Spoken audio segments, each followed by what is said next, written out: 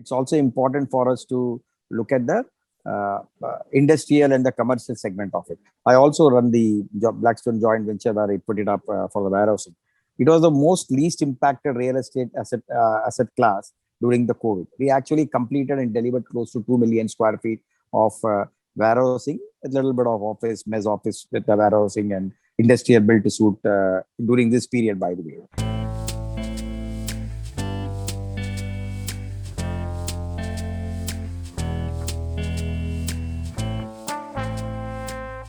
Welcome to the Blue Circle, and thank you all very much for joining in today.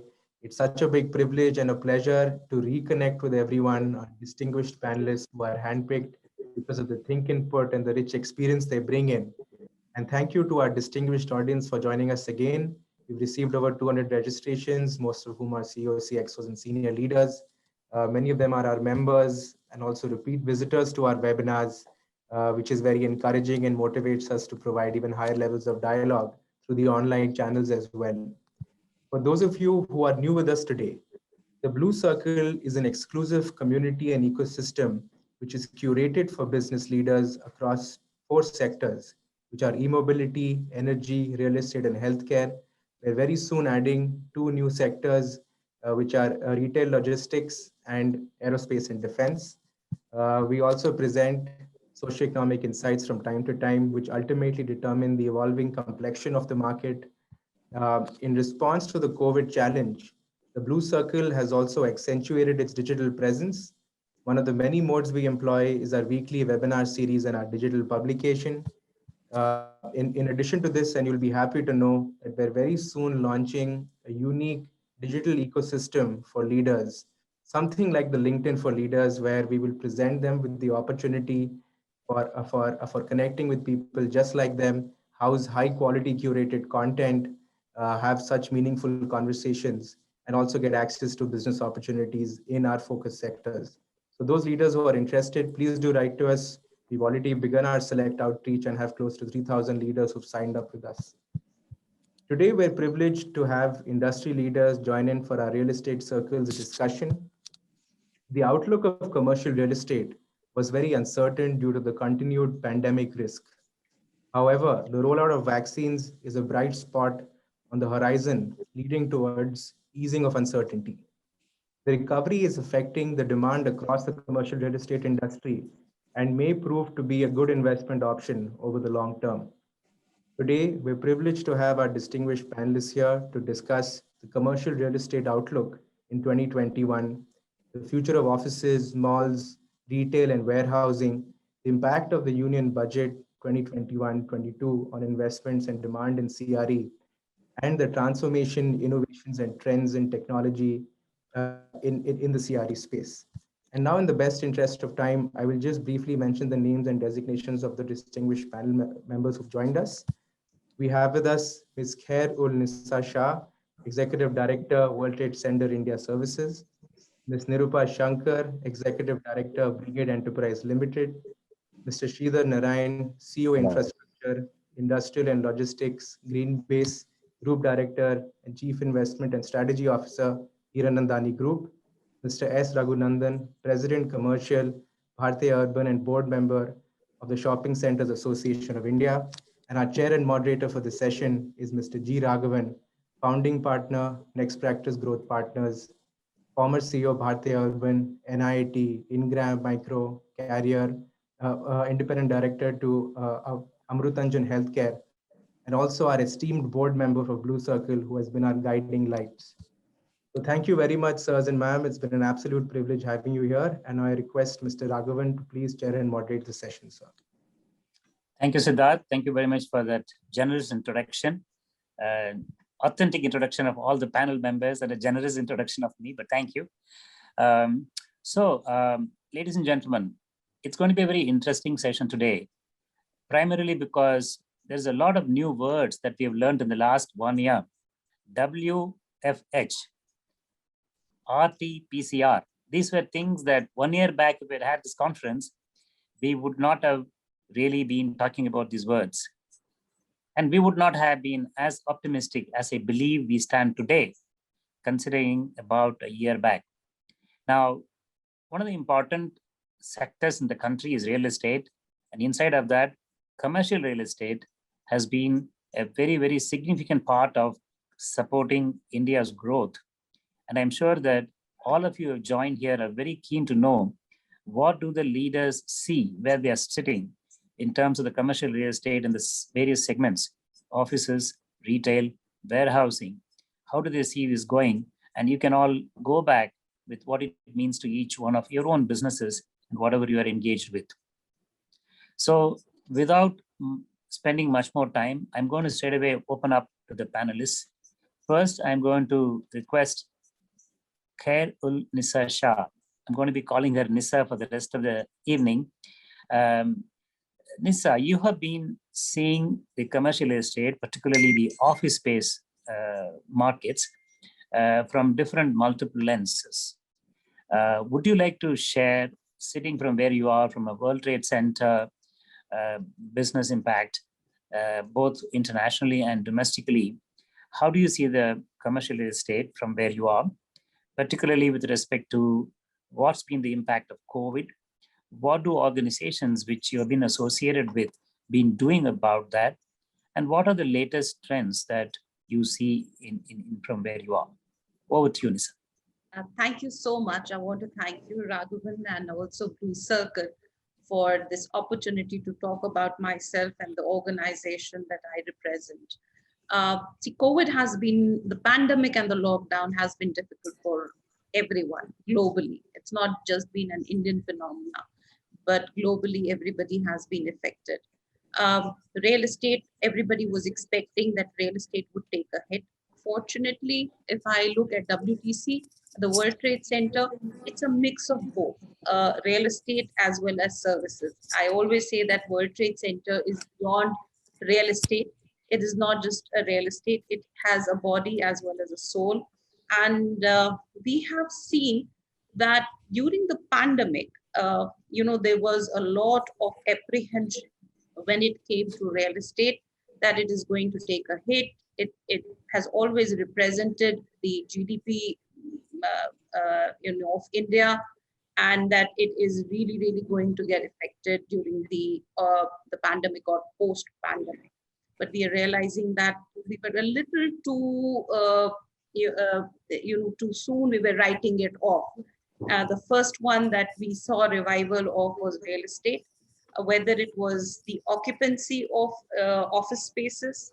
People were talking about work from home. We are seeing definitely work from home. We are seeing a hybrid model. We're seeing office models being a consolidation of office space happening. A lot of employee safety being a concern when it comes to office spaces. But when I look at other aspects of real estate, that is the residential, we're seeing a whole set of revival, whether it is a luxury segment or a super luxury segment, but at the same time, an affordable segment is also seeing a huge demand for that. When we are looking at real estate from the logistic and warehousing perspective, the alternate real estate, we're seeing there's a huge demand for it. Whether it is due to COVID, that we are seeing that there's a lot of resilience that is required. A lot of Atmanirbhar policies of the government, which are actually encouraging that. The incentives that the government has actually paved way by way of interest rates, they have all helped the real estate. We have always been seeing a lot of companies pre-COVID looking at investing in India, thanks to the Make in India, Startup India and Digital India, these initiatives by the government. Now we're again seeing a revival of these queries coming back to us. They were put on a hold during the pandemic, but now we're seeing a revival of that. Those leads, whether it is Noida, whether it is Gujarat, whether it is Chandigarh, whether it is Bangalore or Hyderabad, or any other city wherever the World Trade Center is present. We're seeing huge demand coming back into action. And it is also not only from companies earlier that we were looking at China, but we're also looking at companies from Europe, which are looking at an alternate location, and India is an alternate location for them. and we have, with the best kind of policies, stability in the government, we are seeing huge queries. In fact, incidentally, I must tell you that during the lockdown, we signed 22 leases. That was, we got the OC for one of our projects. We got the 22 leases, we digitally signed them. We got them operational during the lockdown even. The companies took them for fit outs, in spite of the fact that there was a huge delay in the projects. We've seen that happening. We've seen there was like construction was put on a hold for a certain period of time. What we did at World Trade Center, at each site, we had the migrant laborers. We housed them. We took care of them so that construction would keep up pace. The only time we did not have the construction was when the government had actually put a stop to the construction. Nissa, if I may, I mean, that is fantastic. While I'm sure a large number of people are thinking what really happened during the COVID time, did people vacate offices? Here you are pronouncing the opposite. You concluded 22 leases and you have completed another building. And rather than going in the downward direction, there has been an upward and a bullish one. I also believe that office decisions are decisions taken with a fairly long-term view. So the short-term impact, while there may be temporary adjustments in terms of work from home and what percentage of the people are actually attending offices, etc., from what you say, one thing is very clear, that people will pause and wait before they take decisions which are going to be long-term impact. Now, this gives me a little segue. Sorry, you want to say something, Nissa? Raghavan, I must tell you that the reason also to this was because if you look at World Trade Center Noida, it is actually a nucleus for mobile open exchange. It is the nucleus for the government of India, the government of UP, and a joint collaboration with the government of India, government of UP, and World Trade Center to actually enhance the ESDM sector. So it has I'm going to come around to you on the rebound. I think you have to hold that thought because the audience will be very interested in hearing what you have to say about that specifically. But I want to segue naturally.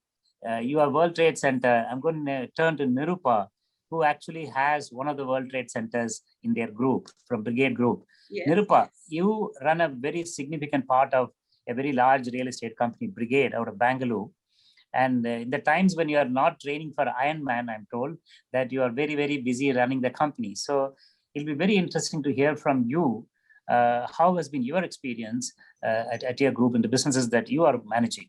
Over to you, Nirupa. Thank you, Raghavan. Thanks to Blue Circle, and nice to see all the other panel members over here as well.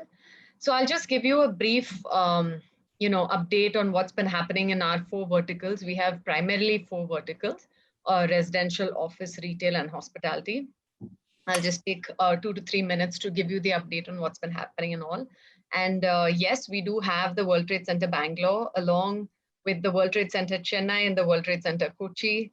And hopefully we will build a World Trade Center Hyderabad and Trivandrum soon. So we have the licenses for those. So we are big proponents and ambassadors of the World Trade Association, World Trade Centers and the association. So it's basically a branding for any office building. So it's been doing well for us. So we are hope to continue that relationship. So in terms of Resi, right? I mean, Resi, I know that's not the main topic, but I do want to say that, when COVID hit, lockdown happened, everything came to a standstill. The first segment of real estate to bounce back was residential. And I think many developers did see some great numbers, not in Q1 and Q2, but definitely Q3. For us, Q3 was actually the best quarter in the history of the company. And while it's not just a blip, but there are, we have been seeing healthy quarters prior to the lockdown as well. But this quarter, especially Q3, which has just passed, was probably the best in the company's history, more so because of all the pent-up demand. So there is a bounce back for sure in the Resi segment. With regards to office, of course, a lot of the offices, at least what we have seen, most of the people are still work from home. The occupancies in the offices are still like in the teens, mid-teens to maybe 20 in the early 20s. And I think there's a huge differentiation between who your tenants are. So if you have a lot of domestic tenants, domestic owned proprietors or domestic owned tenants, companies that are owned by Indians, then there is a drastically different percentage of people working from the office. So the Indian promoters are saying, come back to office. A lot of the MNCs, maybe due to liability issues or whatever other issues they might have, they're taking a more conservative approach and saying, work from home for a few more months. Maybe till July is what we're hearing. Perhaps I don't see it coming back full force before September, but I think we'll start seeing more people coming in a staggered manner over the next few months. Retail was again pretty badly hit during the first half of this fiscal year. But again, the bounce back has really surprised all of us. I'm sure Mr. Raghunandan can also speak to that. Like Q3 was extremely good for the malls in general.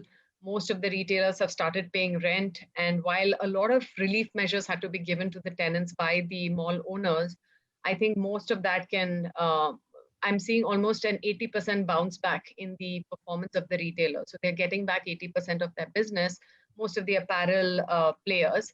Obviously, cinema, family entertainment, some of the food court operators are still not doing as well as they were. They still have a little while to go, but generally I'm seeing fine dining operators and apparel owners, like apparel tenants, doing fairly well, and especially at leisure and sports brands doing extremely well. So are salons and spas and things like that in the mall. So retail, I've seen an 80% bounce back, while the footfalls are back only about 60%. The people who are coming in are serious buyers. So that's really encouraging. And I think a lot of the tenants are now able to pay their rents again. And finally, while hospitality is not a part of this discussion, I'll just spend 30 seconds explaining what's happening there, because that's an area I also oversee. See, hospitality was actually the worst hit of the lot. And while the hotels are still not getting the business that they were, because most of the Bangalore market, for instance, or any business, like if you look at Bombay, Delhi, Bangalore, these are all heavily business-centric markets. So since business travel has not yet reopened, especially international travel, the hotels are badly hit. But the good part is, I think food and beverage is back. People are coming to dine in the restaurants. There's a lot of leisure activities. People are doing staycations, weddings, conferences, little group bookings. So from that perspective, again, Q3 seeing at least the hotels are managing to break even or getting some operationally cash profit in the hotels back again. So that's just an overview of the 4 domains that we operate in for Brigade. And then I turn it back. Thank you, Nirupa. That's very, very encouraging. I think your statement about 80% of volumes having come back in the retail is absolute music to everybody's ears. Just on the office space, I want to just share with our audience a couple of statistics from a study that was completed recently. In terms of work from home, at the peak time, it was about 44% over the overall industry. And IT-ITES industry, the peak has been around 71%. The IT-ITES industry still lingers around that space. And in terms of the overall industry, the work from home has reduced from about 44% in October 20 to something like 39% in February 21. When about 300 CEOs across industries were asked, what do they expect by end of the year? They're given an answer of 17 to 18% only to be work from home by end of 2021. And they also have projected the total space reduction in the occupied space is not more than 8.6%. While work from home is a very large social happening around us now, from a pure commercial real estate standpoint, its impact has been exaggerated, because in reality, things are yet to settle down. And when spoken to the large number of CEOs, these are the kind of numbers that they're given. If you look at an 8% change in the occupancy rate, it could have happened for multiple reasons across the years, and we have seen ups and downs in the industry. I'm not in any way belittling the impact of COVID, especially its impact on human lives. But we have to just look at it in the view of numbers and what it means to the commercial real estate space. Now, I'm going to turn it over to Raghunandan because you spoke a little bit about retail, Nirupa. Yeah. Raghunandan is an authority on retail in the country. He has managed several malls. He has actually launched many shopping centers in the country. He was one of the founding members of the Shopping Centers Association of the country. And he is currently helping Bhartiya Group launch their first retail mall, 750,000 square feet. So Raghu, you have a lot of perspective and you have seen several changes in the industry. If you could speak to us a little bit about the impact of COVID and where do you see it currently going? Sure. Great to be on the panel and nice talking on this subject. Actually, I'll take a step back. The first mall I was supposed to have launched was in 2008. Okay, this was one of the Forum malls in Whitefield. And we were getting ready to launch this mall in the middle of 2008. Then it got delayed slightly, and then the Lehman Brothers crash hit us. Okay. Suddenly, retailers weren't willing to talk to us. No bank was willing to discuss LRD. No one wanted to talk. Okay. So the whole thing got shifted. Luckily, we managed to open the mall in the middle of 2009. Not that it had anything like the impact that COVID has had. Cut to last year, and as you know, we were getting ready to open the mall in Bhartiya city by middle of last year. And then in March, the world turned upside down. So we are hopeful of opening the mall now in the next couple of months. Exactly a year after we should have opened it. What has been the impact? I think the first 3 or 4 months, I saw total panic. I saw total panic on behalf of retailers because they didn't know. They had inventory in stores that couldn't be opened. Nobody knew when they'd be back to work or to shop or to do anything. So there was complete panic reaction. So actually, one of the things we did, which I want to highlight, is I actually drove an initiative with Sky, our Shopping Center Association of India, to say it's high time we rallied people together. So we got talking with the Retailers Association of India. We started lobbying with the government. We started serious efforts in the month of June. And I think some of those paid off because then people became, I think, much more rational in their thinking and approach, both on the side of the government and retailers. I think retailers slowly started getting back on their feet. And I think you heard from Nirupa, this figure is pretty consistent across the country, about anything from 50 to 60% of footfalls, but 80 to even 100% in markets like Chandigarh as a recovery. So I think it's indicating two things. People are coming back. How long will you keep them at home? The second is there is very purposeful and determined shopping. People come focused with a list and they go to 5 or 6 or 7 stores and then they finish their shopping. So we are seeing an interesting growth in some categories. And I say this from a position of advantage because thank God, in some respects, we didn't open the mall last year. Can you imagine opening a mall and shutting it down in 3 months? That would be a disaster. But we're tracking some sectors which are doing exceptionally well. I think sports and fitness is a huge category. Electronics and durables is a big category. Food and beverage, of course, is going through the roof everywhere. In malls, outside malls, everywhere. Food and beverages is a huge category. Kids, kids are growing. I mean, if you have small children at home, you have to keep buying clothes and you have to keep buying other things for kids. So kids as a category is growing extremely well. What else? Electronics, mobiles. These are the categories. Fashion, to an extent, is recovering compared to, I would say, 3 months back, it's recovering. But I think it will take time. So yeah, so what is coming to the last segment I want to cover, has COVID impacted us in terms of thinking, especially because we're about to launch a new center? I don't think so. We had taken a big call, and I hope it will pay off. I believe it will pay off, that we'll build an experiential mall built on food and beverage, entertainment, and so on, and not just on shopping. And I think COVID will probably help us in that process much faster. So I just want to conclude by saying the impact of COVID was very severe for the first 6 months because there was total panic and inaction, slow recovery, and I think a faster pace of recovery now. And I think you'll see it gaining momentum. The worry is in places like Maharashtra, where cases are spiking again, there's going to be some adverse impact from the government. They're already threatening some lockdown and slowdown and so on. If that happens, not that it won't recover, I'm just worried retailer confidence will go down. So I hope some sense prevails on all sides. People are, I see people even in malls today without masks and without all these things. People are not being careful. And I hope some sense of normalcy comes back fairly quickly, and people, I think, take responsibility to behave, in the way they should.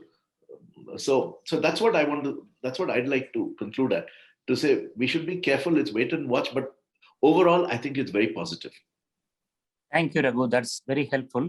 I'm going to leave you with one question, which I would like you to kind of respond when we are coming on the rebound. One of the questions that is being asked is, with a lot of advent of e-commerce, what is going to happen to the retail industry? Does the COVID cause an accelerated depletion of, physical shopping? It's a kind of a question that one of the viewers has asked. This is a question relevant for you, as well as I'm going to have Nirupa say about that as well. But before we do that, I'm going to turn to Shridhar. Ladies and gentlemen, Shridhar actually represents some of the more interesting segments. Besides office, of course, he also has data centers and warehousing and retail under his portfolio. He also has a phenomenal investor angle into his business. So we are going to get some really good, fresh perspectives from Shridhar from Hiranandani Group. Over to you, Shridhar. Thank you, Raghavan, and thank you, Blue Circle, being a member and also being part of this panel. And I really pleasure to have all my other panel member colleagues in the forum. So start to begin with, COVID has impacted all of us, and I think in different ways. I think it's at a philosophical level, at a cultural level, and as some of you were saying, or maybe intended to say, the click and buy culture very accentuated in terms of how business happened, and also the work from home, the big in inverted commas, did have its own impact in terms of the way people thought and discussed about work. Not that work from home was not an option. Even before COVID, all the ITS company did have an option of working from home, but typically, coming to office, working, a cultural environment, look, touch, feel, exchange of ideas, and all of those couldn't happen if you work from home. So to just give you a nascent example, we all spoke about COVID. So as Raghavan said, we won't repeat what others have said. I'm assuming all of that is true in different perspectives and experience. But in the US, for work from home, even today is around 25 to 30% in terms of achieved over the last 20 years. More so now in COVID, but I think on an average. So India also probably had that opportunity of working from home for ITS company. It's only that COVID and working from home has accentuated that aspect. So keeping that aside for a moment, let me talk about COVID. COVID has really put few things in very sharp, in sharp perspective. One is the click and buy culture, the entire digital transformation, the speed at which we covered ground in the last 1.5 to 2 years towards actually assisting all business to move towards digital transformation and making productivity better. So that's really helped. It's also sort of gave corporates an idea of how to, especially the broker community, the technology community, work from home in terms of reducing or optimizing costs. Again, I'm saying it was not as if it was not there before COVID. It only brought into the spotlight the same thing. So what I saw is that initially there was this huge scare. So from March onwards, so say July, August, till which time the lockdown slowly got diluted in terms of people wanting to get out. There was huge amount of social stress. So people really wanted to get out and do something. So I could see 20% of occupancy coming back from say August onwards in terms of offices. Now, which has moved towards to local players having close to 80%. As Nirupa did point out about Indian promoters, Indian businesses, like my office, I got 80%. And whereas if you look at other things, it's also important for us to look at the industrial and the commercial segment of it. I also run the Blackstone joint venture where I put it up for the warehousing. It was the most least impacted real estate asset class during the COVID. We actually completed and delivered close to 2 million square feet of warehousing, a little bit of office, mezz office with the warehousing and industrial built to suit during this period, by the way. So we worked through the COVID except for a month during the month of May or April till May, which we were shut. Otherwise, I used to have my own labor camps across all my projects. And then I used to ensure safety, whatever, and assistance in terms of whatever we could do. And then we completed those projects, and I have delivered those now just in Jan 21, in December 20. So you can say I worked through the last 12 months during COVID to really deliver. So it's not really stopped us from delivering warehousing space, industrial build-to-suit space. Yes, in commercial office space, while we did sell a large chunk of our portfolio to Brookfield in the last few years back, I still have close to 5-6 million square feet of commercial real estate in the group, and which we saw that new leases were getting a little bit uncertain, so they were getting prolonged.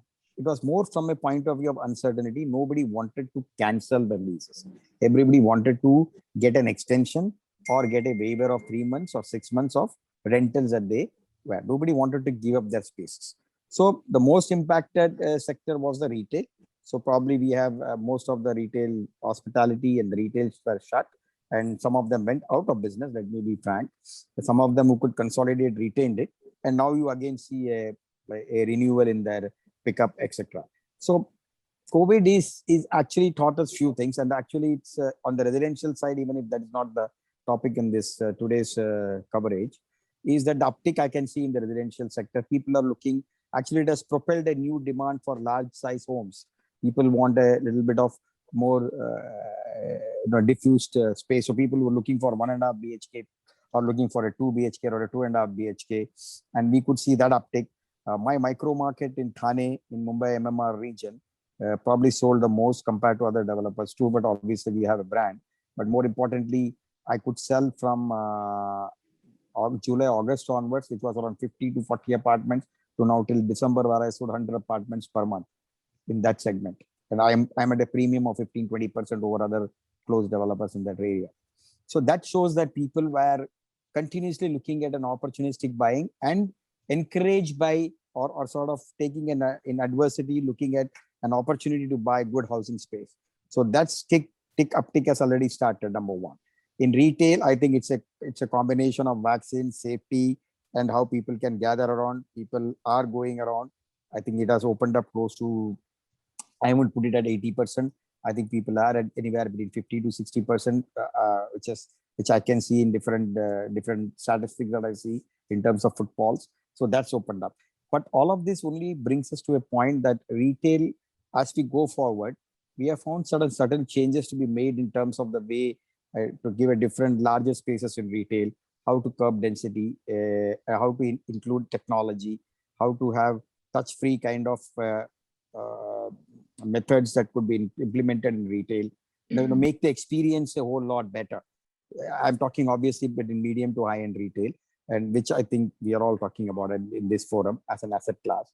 So that's something which has really brought us to go back to the design table and relook at how we redesign and optimize our retail and hospitality spaces. That's something which we have seen. More importantly, coming back to warehousing, we actually have been growing in this COVID time. So quarter on quarter, we have built close to 3 million square feet, out of which we have delivered close to 1.5 million. My order book has got there for another 1.5 million. So I see not a big change. I think with vaccination coming in, and yes, the new phase of resurgence of this pandemic in terms of the number of people getting impacted because they are going out and stuff like that, because you opened up.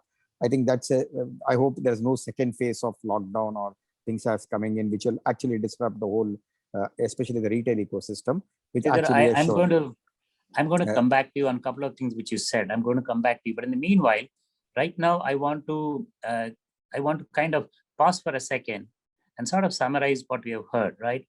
If you look at the one extreme, you are saying warehousing is not. There's no diminishing. On the contrary, you're growing. I'm saying it's a very least impacted segment. Least impacted segment. I mean, this is very interesting. I mean, I'm repeating this in the interest of the overall audience who have second, third hand sources in terms of what's happening to the industry. So I'm trying to restate what each one of you have said to kind of into a summary. One is warehousing, no impact, if anything, growth.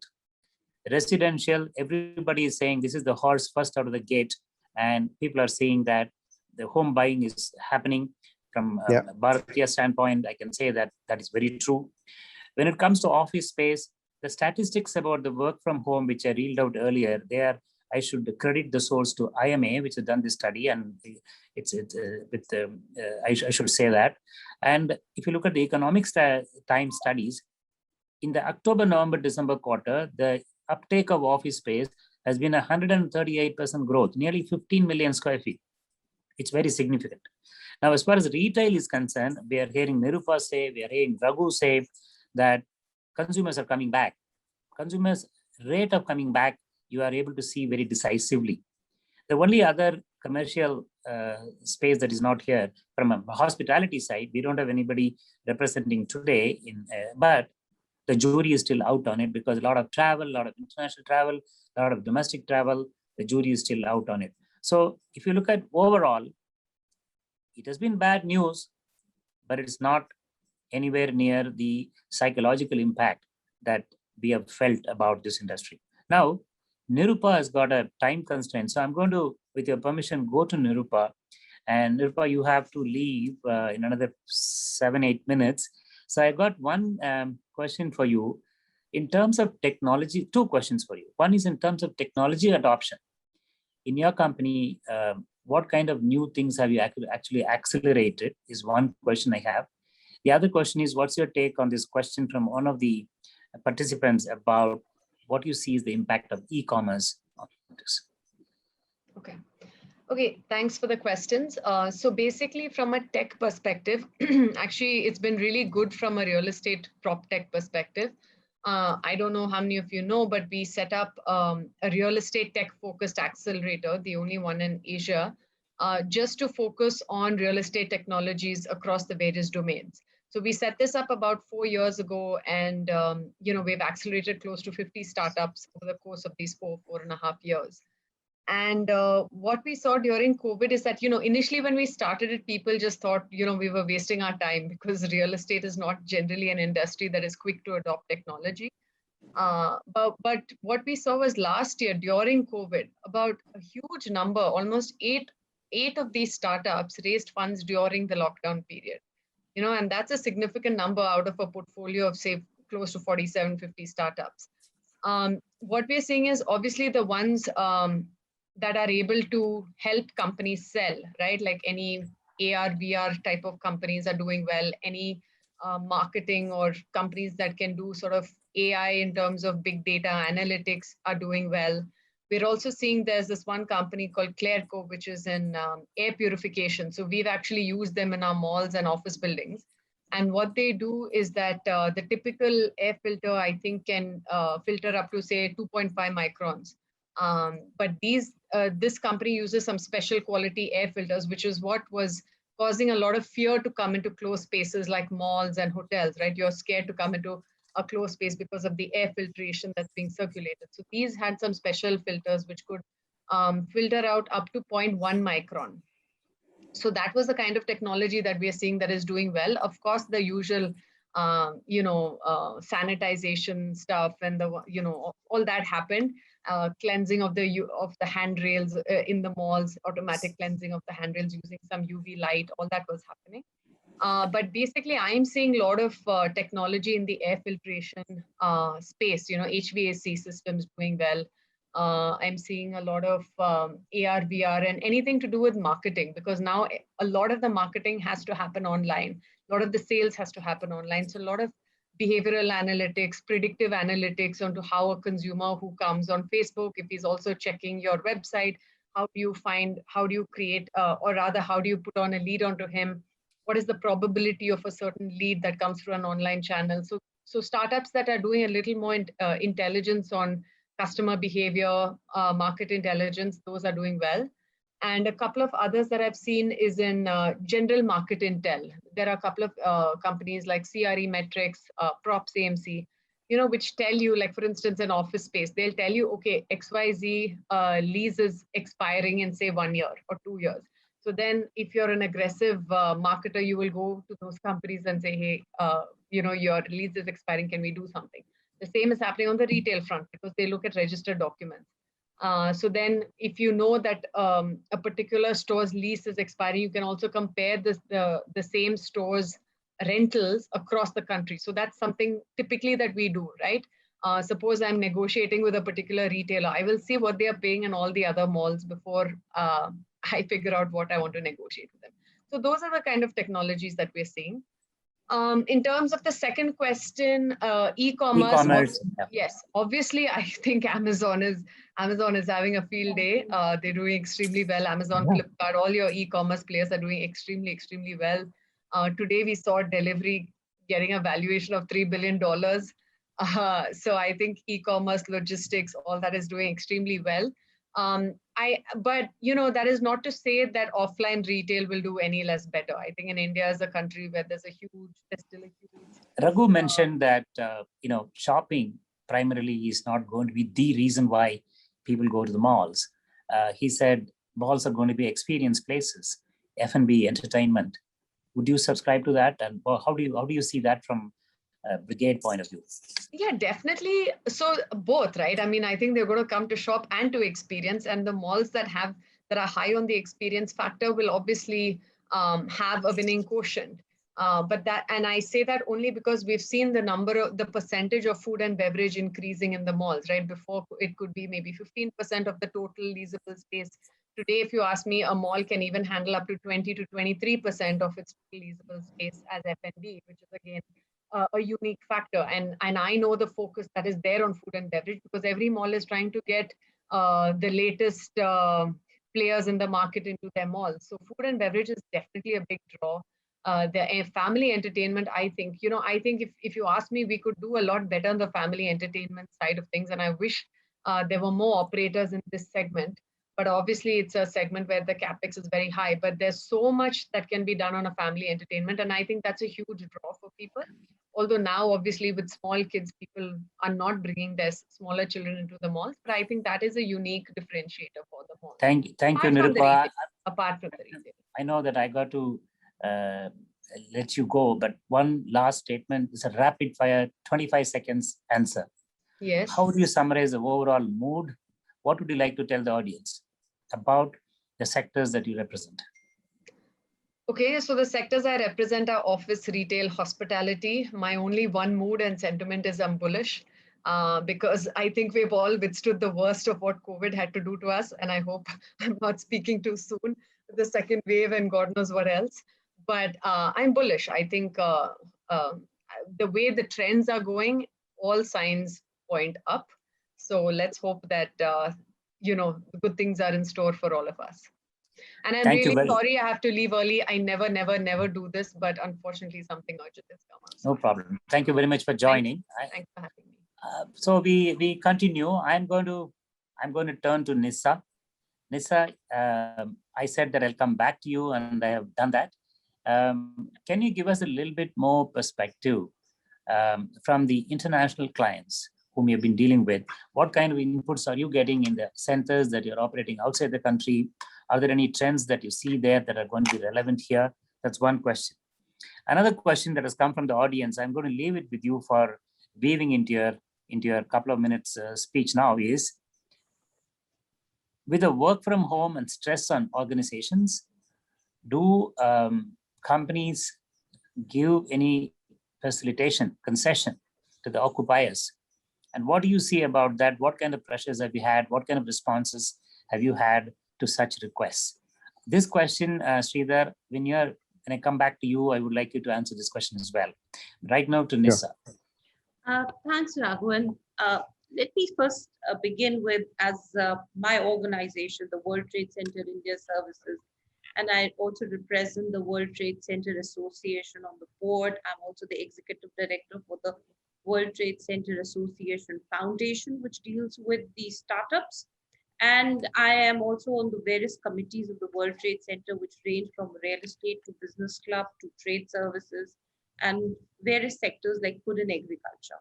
In India, when we are developing 50 million square feet of mixed-use development, including retail and hotels and hospitality and various other mixed-use development. And at the same time, we're also developing 10 million square feet of affordable housing.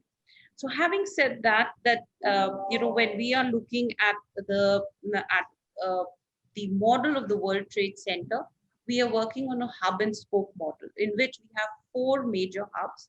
One of the hub is World Trade Center Chandigarh, which actually caters to the north of India. Then we have World Trade Center Noida, which caters to the NCR and the east. World Trade Center Gift City, which is more focused on Gujarat and the west. And then lastly, we have World Trade Center Noida CPT, again, because of the NCR. We are focusing more on the newer developments of the capital city. I'm going to be. Let me answer your question. Allow me time. I'm answering your question. So with each and every World Trade Center has a different focus. Okay, so this I would actually explain to you the focus of various countries. As a World Trade Center, we are a network of 330 World Trade Centers in 120 countries. As far as World Trade Center Noida is concerned, the focus is electronic system design manufacturing. As far as Chandigarh is concerned, it is IT and food and agriculture. When it comes to Gujarat, it is financial services. So that means that our focus is largely on these sectors. When we are talking about Make in India, there are 25 sectors which are the focus. For the other World Trade Centers, 13 World Trade Centers, the focuses of various other sectors under Make in India. So we are actually getting queries and leads from various sectors. When I look at World Trade Center Noida, the focus being electronic system design manufacturing, we work very closely with the government as far as their policies are concerned, as far as the requirements of the international investors are concerned, or the corporates are concerned. For the benefit of the participants, I'm going to ask a question. If you can actually speak about it, it'll be great. Are there any large European companies which have come during the COVID time, taking space with you or in conversations with you? Because people know American companies, people want to know what was happening during COVID times. You mentioned in your earlier round that European companies have been looking at spaces in India. Could you give any examples? There are few German companies, both from the pharmaceutical as well as from the engineering perspective, which are looking at India, where we are facilitating them not only in Noida, but also in Faridabad. We have very recently launched World Trade Center Faridabad, which is a township of 112 acres, and in collaboration with HSIIDC. So the focus for Faridabad and Noida is both electronics and pharmaceuticals and advanced engineering. So we have. I want to switch to another perspective. You've got so many clients in it. How many million square feet that you have in India? 50 million square feet. Okay. Have any clients come to you and said, reduce my rentals, I want to vacate during COVID? No. In fact, this is very significant question and very significant very answer. Surprisingly, I'll tell you, I have Vivo, which has taken 2.3 million square feet with us. And they have been on with us since 2013 and and they have been expanding with us. They started with 1 million. Now they're approximately at 2.3 million square feet. Even during the lockdown, we were actually fearing that, probably they might come for a reduction in the rent, but they did not, because they had to stop their manufacturing for a certain period of time, but they did not. They, in fact, expanded. They asked us for more area. Unfortunately, because I did not have any ready building to give to them, I had to relocate them and find out another building for them to. No, you did not have the telephone number of Shridhar or me. That is why. Okay, Nissa, I'm going to leave you here. I'm going to come back to you. No, Raghavan, I must add you that, okay. When I have to add this, which I have been actually wanting to tell you this, that there is a lot of demand for data centers. Again, along with the warehousing, we are also seeing a huge demand for data centers, and especially in Noida. I'm talking from the perspective of Noida as well as from Gujarat. We've got loads of queries from both American as well European and even Chinese data centers. So Nissa, I can tell you in Noida, we already are doing a data center with a large client, a multinational client, and we have a capacity to go up to 60 megawatts there. So you can actually get in touch with us. Our data center business runs under the brand name of Yota, And right now we have got close to the world's level 5 first certified single building large data center at Mumbai in Panvel. And the second one that we are building right now, we already started building it for a client in Noida. And there we have got space to build up to another 60 megawatts. So we are already building 2 buildings, and we are also doing it in Chennai, pan India. And you're absolutely right. Warehousing and data center, because of the digital transformation, has really, and because of the supply chain disruption of hub and spoke model due to COVID, and mainly led by e-commerce and e-fulfillment, has given a huge spurt to warehousing and industrial logistics business and data centers because of the digital transformation and the need of data. And also because the country's data has to be secured in the country. So in India, you will find that because given the 1.2 billion, and you still have only more than up to 500 million of internet users and data going back and forth, the data center business is going to really do well in the next 5 years time frame is what I can absolutely tell you. I agree. Shridhar, I'm going to, Nissa, I'm going to come back to you after another round. Sorry, I had to add that because it was linked to Nissa's fantastic. response. Very, very timely. I really appreciate it. That's very, very good. In fact, when I come back to you after Agu, I would like you to add a little bit more on the data center point because people may not have an idea of the dimensions. I'm going to come back to you. But before that, I want to ask Raghu to come in on 2 points. One is the question about e-commerce and what kind of impact it will have on the retail business. Second is retail is a very large vertical where consumer interface is very significant. So what kind of technologies, what kind of changes are retail centers adopting in order to deal with the post-COVID scenario and people's concerns about hygiene? What kind of technologies are getting introduced and what kind of practices are getting introduced? So would you be able to talk about these 2 points, Raghu? Sure. Okay. The first is, the impact of e-commerce or anything else which could disrupt fundamentally the nature of this business. I would just like to say this. We have a wonderful ability to complicate a very simple business. This is, at the end of the day, this is a consumption business and it's our job to drive consumption. And I don't care whether that consumption comes through a store or whether it comes online, as long as the revenue is recognized by me. That's all. That's how I look at this whole e-commerce. I mean, even in our retail center, which we are now getting ready to open, an interesting thing, Nirupa is not there, unfortunately, but I'm sure she would validate this. I'm restructuring some of the agreements, in fact, with almost every retailer who now say, retail operates on a revenue share model with the mall developers. I'm giving 2 kinds of revenue shares now. One for everything bought in the store, the other for everything ordered online but delivered in the store. It could be ordered on their website anywhere, and it just pick up from the local store in the mall. That's how we are trying to look at this whole thing. We're looking at returns. How can you return products bought online and return it in the mall? So I'm just trying, in a simplistic manner, I'm trying to integrate a lot of what happens online with offline. Okay, but coming back to this is a theory I have, that ultimately this is a business of consumption. And it's the ability we have to ramp up consumption. This is such a huge underserved market that, if you get your basics right, there's no reason why you can't drive up consumption. So what does that mean? That means you have the relevant mix of retailers in the right place at the right time, be it online, offline, e-commerce, brick and mortar, click and mortar, whatever you call it. Okay, as long as you get that right, then I don't see a challenge. But if you get that wrong, then you have no business to stay relevant. Coming to the other issue in terms of technology, again, the retail real estate business is probably the most under-leveraged in terms of use of technology. We don't even use basic technology. Forget, going to the next level. Technology for most malls is what? Footfall count, is how many car park entries you had, what is trading density, and that's about it. It starts. Is COVID having an impact in the acceleration of this phenomenon? Is COVID having an impact? I think so. I would hope so. It's still a bit early because I'll give you one example to sort of try and answer your question. I'm personally struggling, and I hope if there's somebody listening out there who has an answer, tell me. I'm struggling with finding a developer who can give me a good app for a mall.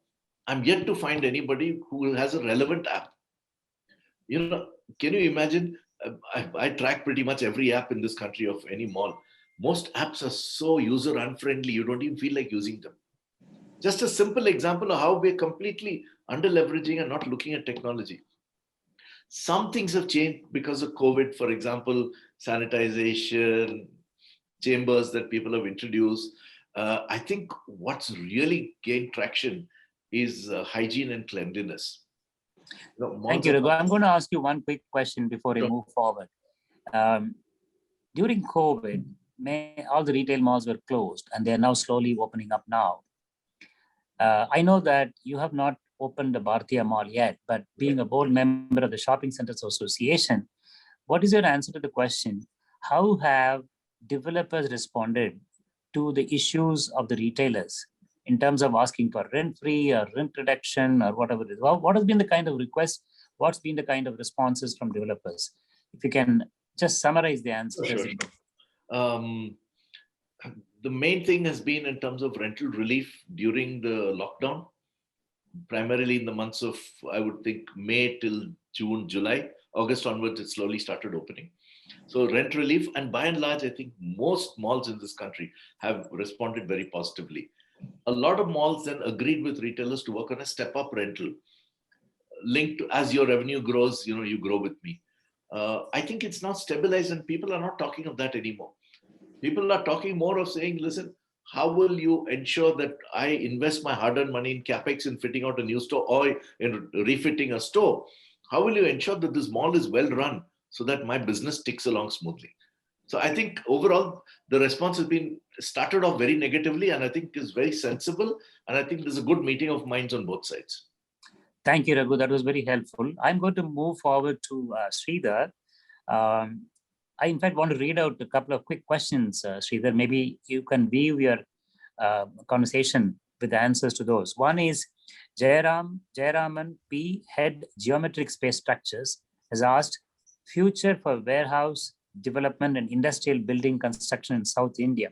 What's the outlook? That's one question. Second question is from Sandeep Pandya, founder, Property Panther.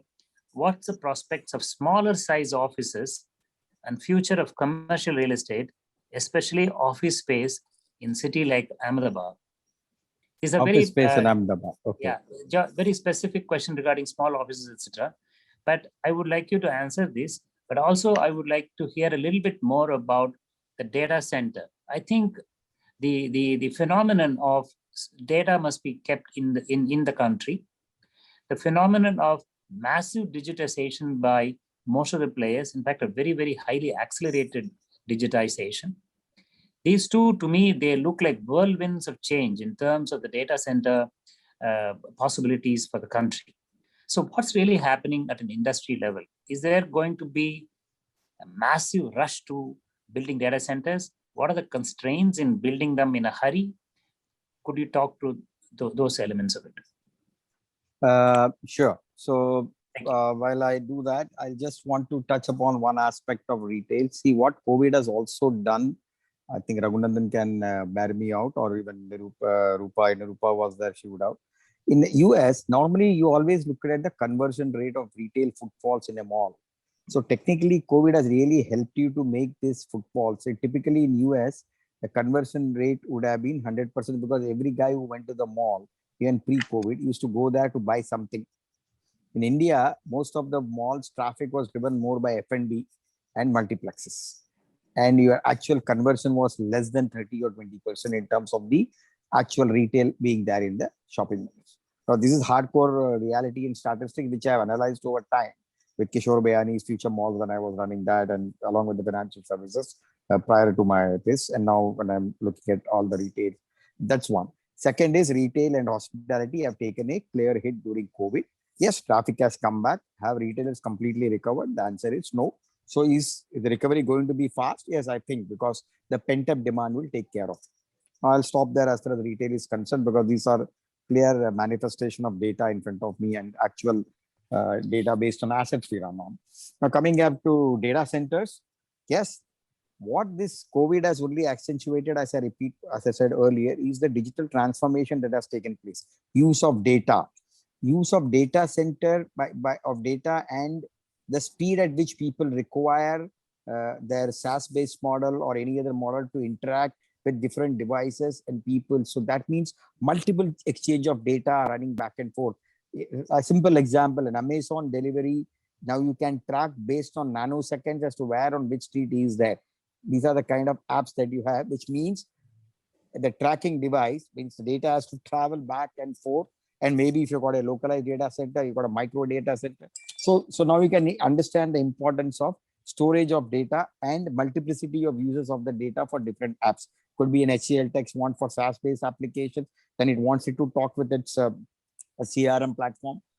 So having said that, and given the cultural shift of digital transformation, click and buy, or any other app for automatic AI and analytic data that we use, is all about, again, data. So data center, I think I can't further stress on the importance of this asset class as it has emerged. No, but is it going to be permanent? Because there will be, like everything else, there is a saturation to the extent of how much of data. Data centers are huge power consumers. As you know, you require huge amount of power cooling that you require for the racks that generate so much of heat, which store data. So now we have got into data center business, not only as a real estate asset, it's an operating asset model that we have done, because we're going to provide the entire data, not only the storage and the disaster recovery and the multiplicity of racks that we would give you. We'll also be able to give you managed services along with it, like cloud, etc. Because we've got a complete team of technology and other people. So it's no more a pure real estate asset for us. It's a yield asset, which gives operating data center as a business model. Shridhar, you're frozen. Oh, am I? Can you hear me? Hello? Hello? Yeah. Can you hear me? Yeah, Mr. Narayan, I think you're audible. I think you're on mute now. Sorry. Can you hear me now? And am I visible? And I'm not frozen, I hope. It's fine. Now you are okay, Shridhar. Now you are okay, Shridhar. Go ahead. Thank you. Thank you. Sorry, I don't know. Something must have gone wrong. Sorry about it. So I don't know whether I have to repeat what I said on data centers, but was that audible? What I mentioned? The data center you nicely completed. That was fine. Thank you. Fine.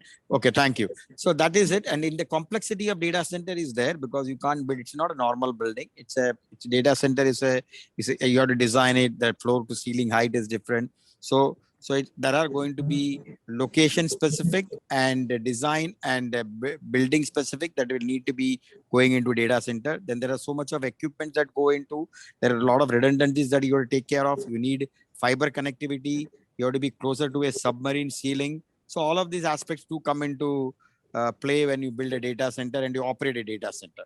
So on a generic basis, yes. Is it like building a commercial real estate? The answer is no.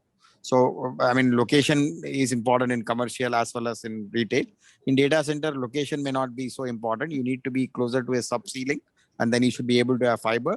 And then you should have some ecosystem, because people prefer location which are closer to cities. But you need not be inside the city for a data center. But limitation of having a residence and school is there. I mean, they do not want it. They prefer it not to be there. Closer to them, yeah, because of the environmental impact. You're right, Nissa, that's true. So that is about the data center. So but in terms of demand and as an asset class, I would really say they're going to play a huge role. But they are very capital consuming businesses, not only from a land building. I mean, typically to put up a 50 megawatt center, you will have to clearly, I mean, the cost would be more upwards of 1,500 crores. That's the kind of capex that you will do. But it is remunerative, because your ROIs on these asset class are upwards of 33% as I look at it. So that's Shridhar, the interest of time, I'm going to kind of move forward. So I'm just going to answer those two questions that you said. Somebody, one is the small offices. And, small offices in South India. I think given the trend of post-COVID, I think the trend of small offices for self-employed people like chartered accountants, professionals, doctors, the small office space, etc., would really make sense. We are also building few in the center of Bombay in Powai. So I think that demand would come in, and especially from a South India perspective.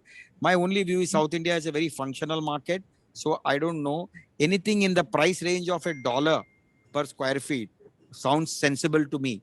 And I think that is the kind of commercial real estate pricing that will evolve over time. And right now, as I see, lot of distressed asset built but not least are coming up on the table to be bought out. So consolidation is going to take place, but smaller offices will also be a nice play in the asset class. At the same time, larger office plates for diffusing density will also be a asset class for large office floor plate. So that answers my first question. I think the second was on Question was warehousing. about future of warehousing, basically. Warehousing and industrial built to suit are primarily led. Warehouses are clearly led by demand from e-commerce and e-fulfillment, and that is close to 60% of the demand of warehouses currently in the Indian space. So I think that demand is going to continue for the next. I think we've lost him. Yeah, let's just give it a minute.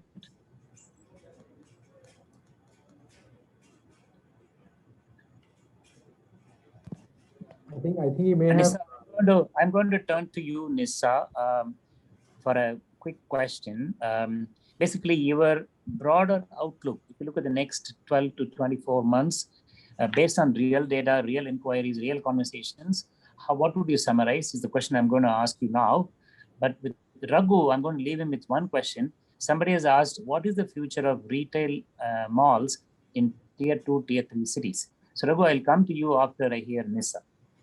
See, I'll actually go specific wise and project wise. If I look at Noida CBD, I see a huge demand there for office space. When I look at Gift City, which is in Gandhinagar, I see a demand for both small offices as well as large offices. So we are catering to a very dynamic requirement there, both for office space as well as retail, and especially in retail. In Gift City, we're looking at F&B. Even though it's a dry state, when we are talking about fine dining, getting brands there for fine dining, whose major requirement is liquor, we see some resistance there. But we definitely see new startup brands in F&B, in retail coming up in Gandhinagar, in Gift City. But when we are looking at Noida, Greater Noida, that is, we're seeing huge requirement of large spaces, like entire towers being taken, not requirement of small spaces, but large floor plates, and even a requirement of a tower. In fact, we've done such that we have dynamic towers there, ranging from 50,000 square feet going up to 3 lakh and 4.5 lakh square feet, which actually can be customized and can be taken up by corporate. So very customization, a lot of customization being done there. So when it comes to data centers, we are actually looking at build to suit. When it comes to warehouses, we are again seeing build to suit requirements. We have actually got plots, which we call the build to suit plots, which are in the multiples of 1.3 and great in demand for us. So bottom line, when I hear you, Nissa, it's sunshine. Absolutely sunshine. Absolute sunshine. Is that a fair statement? I'll tell you, see, when I'm actually talking from the perspective of the network and the queries and the deals that we are working on. We have 50 million square feet in. Sorry. Welcome back, Shridhar. Welcome back, Shridhar. I'm going to come back to you. Just give me a second. In the meanwhile, we started with Nissa. Thank you. So we have 50 million square feet in, of real estate catering to office, industrial, warehousing, data centers. When it comes to residentials, we have service apartments, we have hotels. So we are actually catering in many cities and many requirements, many assets. So we do have requirements, in fact, we have leased out whatever we have made ready. I don't have any space which is, ready and not leased out. So we can actually boast of 100% leasing to be done. That Fantastic. Is where I actually am coming from. Plus, there's a lot of build to suit being done for the land which is available with us. So there's a lot of dynamism. So probably I'm speaking from that perspective. And I feel that times to come is more positive. I mean, even during lockdown, we saw that there were some changes which were required to be made, for the networking to be done, for the leads to be, which we had, for the queries which we had. And we've seen a majority of them both from the international as well as domestic, because we have a mandate of building Indian champions. Thank And you, Nissa. That summarizes the mood very, very strongly. I really appreciate what you're saying. I'm going to turn over to Raghu. There was a question about tier 2, tier 3 cities. Is there an opportunity? There's also another question that has come from Siddharth Sharma, which says, do you think aggregators and integrators in e-commerce have a role to play in growth of space and warehousing in coming time? This is a question that you could take, Raghu, and then, of course, from a warehousing standpoint, when I turn to Shridhar, I would like him to chime in on it. First to you, Raghu. Okay. Just one point before I answer your questions on the technology impact. Yes. The one change I'm beginning to notice now, which a lot of malls are sort of hastening their approach to, is the whole area of analytics. I think that's one thing post-COVID that is really taken off. Earlier, I don't think that much time and attention and resources were being put on analytics as they are now. Okay, coming to the two questions, tier 2, tier 3 cities, the challenge is your cost of construction is pretty much the same, whether it's tier 1, tier 2, tier 3. So if your cost of construction is the same, unless you leverage and sweat the asset to its fullest, you're not going to get value. So what does that mean? Right sizing and right mix to make it relevant. That is what actually will make a difference in tier 2 and tier 3 cities. Okay. I hope that answers the question. The other one you had asked me about aggregators, I'll restrict my answer to the retail side of it. I think the Flipkarts and Mintras and Amazons of the world have a significant role to play in shopping centers, because eventually all of this will come together. We are already trying to do something here, even with our mall, and I'm sure every mall is trying this. So yes, there is a definite role to play. The example I can give you is, if you look at the US, Amazon has set up so many offline stores now, whether in grocery, whether in books, whether it's a new category, which is 4-star, which is all sellers rated 4-star and above are in a particular store. So I think there is a good, healthy mix which is coming, and I think that trend will get further accentuated as we move along. Thank you, Raghu. Really appreciate it. So I would like to turn it over before I totally leave you, Raghu. Bottom line, if I have to give you 20 seconds, what is the mood like looking at 21-22? Far more positive than it was last year. I would think at this stage, quite optimistic, because retailers also need to expand. How do they expand if you don't have enough avenues for expansion? So I think they're also waiting. They're a bit cautious as we speak, but I'm seeing the mood getting more positive day by day.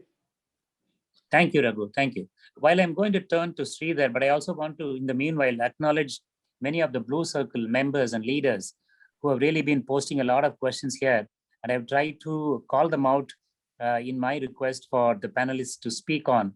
I want to thank Kamlesh Saute, who's the National Head, Hilti India, Mr. Sanjeev Argal, Principal Partner, Semi-Eternal Consultants, LLP, Vikram Singh, CEO of Straightforward, Jayaraman P, Head, Geometric Space Structures, Sandeep Pandya, Founder, Property Panther. I think there are many more questions. I want to thank these people for having taken the time to type out these questions. I am sure that they have had an opportunity to listen to the answers. I didn't call them out as such, but I requested the panelists to weave it into their answers, and they have answered most of the questions. So I'm going to turn to Shridhar. Shridhar, would you like to continue and complete? Specifically, I would say that there was one question which I'd asked other members is, during COVID, when the people who have taken spaces on lease came to you saying, hey, help us, what kind of actions did you take? How did the relationship end up?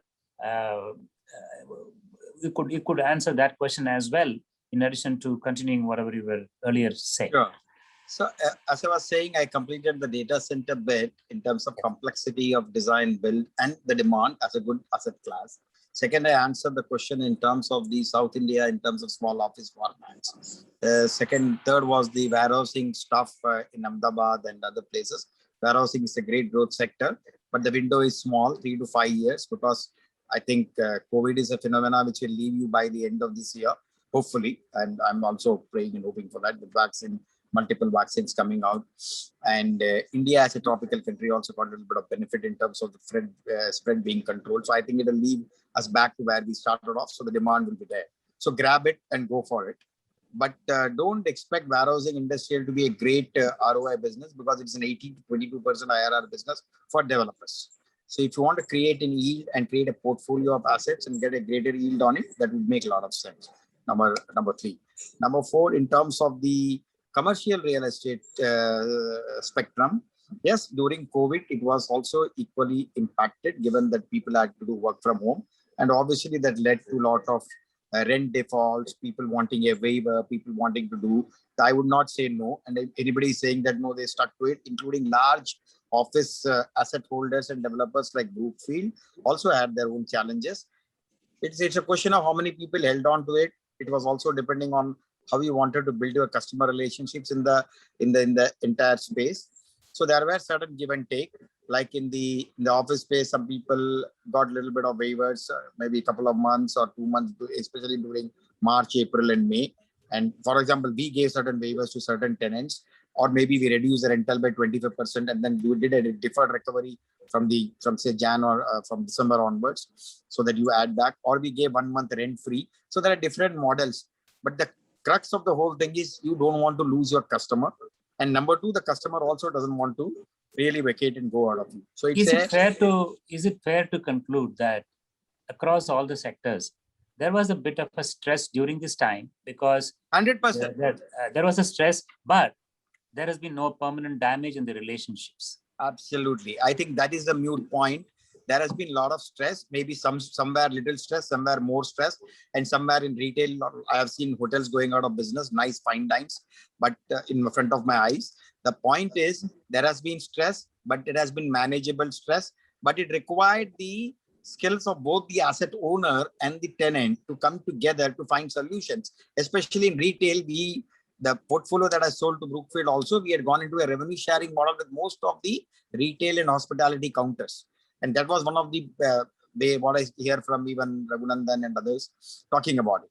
So, but that's been all across. People might not want to accept it as developers, because I want to project that I want to continue with my rentals. But if you have moved towards customer relationships and management, this was a fact. The stress was created, but I now see, I'll also take the last bullet point. I'm very bullish in terms of the approach we took. And I can only see a bright spot going forward, both in the commercial real estate space, because work from home is not going to be a permanent feature. There will be a 10-15% reduction in the commercial real estate space, but the gap and the demand was still very much there for grade A office space. So that will continue.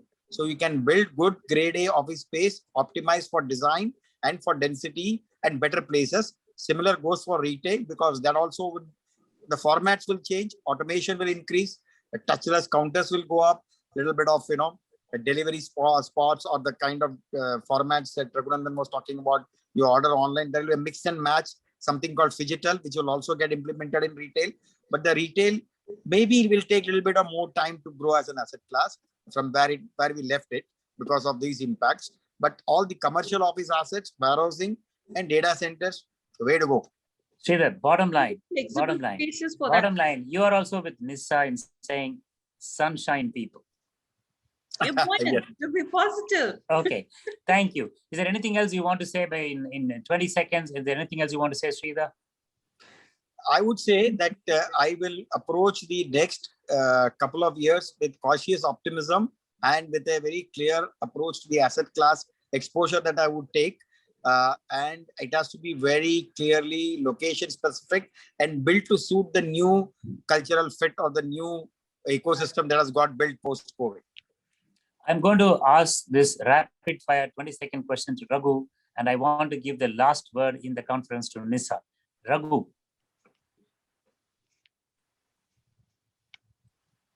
Yeah, go ahead. I know the question to you is, bottom line, in terms of a broad outlook to the audience, what would you say about particularly the retail segment and the office segment that you are heading?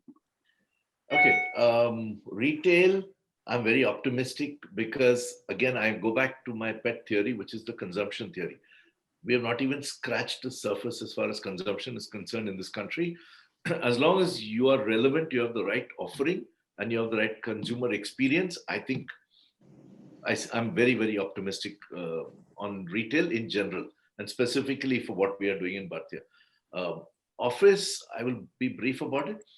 I think this work from home, I think will slowly come down. Probably some percentage will always remain, but we expect the majority to come back. I think collaborative working, especially newcomers, people with under 2-3 years experience, are struggling today, not working with teams and not working in offices. I think a lot of that will come back. I see a lot of demand because we're already seeing clients come and visit us pretty much every day. They're already planning, whether it's June or July or August, people are planning already ahead. So to me, very optimistic on that. Thank you, Raghu. Thank you. I'm going to turn it to Nissa. I'm giving you the last word in the conference, Nissa. Thank but you.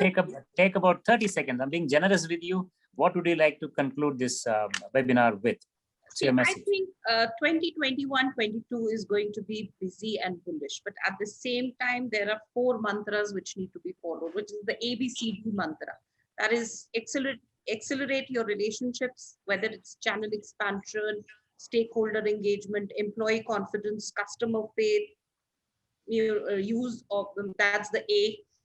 B is break on unnecessary expenses. Any new expenditure which does not translate into revenue, one needs to actually avoid it as best. Old trends need to be revisited and updated. Out of the box thinking is actually required. C is communication. 2021-22 is actually all about communication, updates, relevant information, sharing, digital marketing, online presence, online interaction. And D is for data, analytics, intelligence gathering, and more importantly, creating, which helps in creating customized bridges. That is what I would leave, that a way forward for us is to follow the ABCD mantra. That is beautiful and very nicely said. ABCD. Nobody can forget ABCD. Thank you very much for summarizing it so beautifully. I want to really thank Nirupa, who had to leave a little earlier, Nirupa Shankar. I want to thank Shridhar. I want to thank Raghu. I want to thank you, Nissa. And I want to thank Blue Circle for organizing this conference with such eminent panelists. And I really thank Blue Circle for the opportunity to be talking to you on this platform. Thank you very much once again. I'm sure that each one of you would have had so many other pressing engagements. You would rather have been elsewhere, but you spent the time, effort, and talk to each other and talk to the audience so that they can go richer with insights and optimism that I am going away with. Thank you very much. Over to Siddharth, Blue Circle. Thank you. Thank you very much, sirs and ma'ams. Such a wonderful discussion. Our leaders and I have taken home several nuggets from today's conversation. And also, Mr.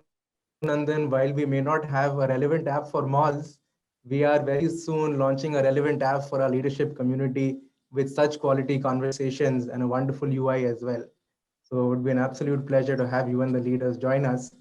And thank you to our members in the audience, our guests, for staying in large numbers till the end and for sharing excellent questions.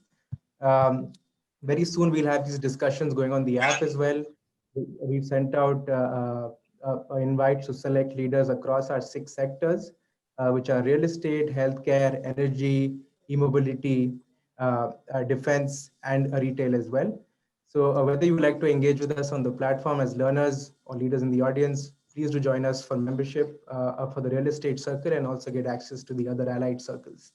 So thank you once again. I want to just add one thing, Siddharth. There are some questions which unfortunately we could not fit it into the time schedule. Some questions which have been remaining unanswered. Siddharth will take it up, try to get answers to those questions to you. Thank you, guys. Can I take your leave? Thank you very much. Thank you very much. Thank you. Bye-bye.